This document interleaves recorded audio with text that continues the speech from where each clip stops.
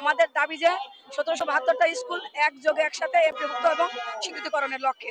সেই লক্ষ্যে আমরা গতকাল ৮তম দিন ছিল, আমরা লং টু সচিবালয় অতিক্রম করেছিলাম, সচিবালয় ঘেরাও করেছিলাম।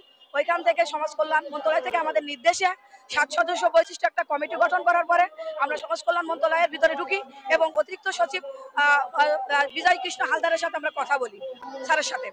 স্যার আমাদেরকে আশ্বস্ত করলো, বলতেছে যে আমরা লিখিত বাদে ২ মাসের ভিতরে আমরা আপনাদের প্রজ্ঞাপন জারি করব, সেই হিসেবে আপনারা বাসায় ফিরে যেতে পারেন কিনা। আমরা বললাম যে না, আমরা এমত অবস্থায় আমরা ২৩তম আন্দোলন অতিবাহিত করতেছি, ২২তম আন্দোলন আমাদের শেষ হয়ে গিয়েছে। সেই সময় আপনারা আমাদের একটা আশ্বাস দিয়েছিলেন, আমরা আশ্বাস নিয়ে বাসায় ফিরে গিয়েছিলাম। এবার আর আমরা আশ্বাস নিয়ে বাসায় ফিরবো না, আমরা লিখিত প্রজ্ঞাপন হাতে করে নিয়েই এমপিভুক্ত ১৭৭২টা স্কুল এমপিভুক্ত করণের প্রজ্ঞাপন হাতে করে নিয়ে আমরা বাড়ি ফিরবো।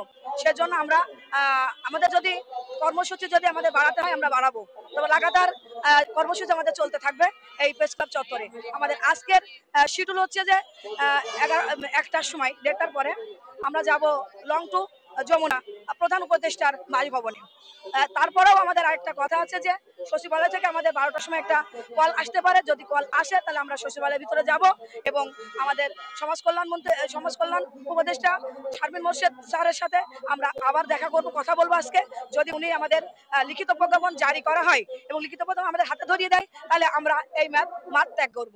না হলে আমাদের পরবর্তী শিডিউল আমরা লং টু যমুনা প্রধান উপদেষ্টার বাসভবন।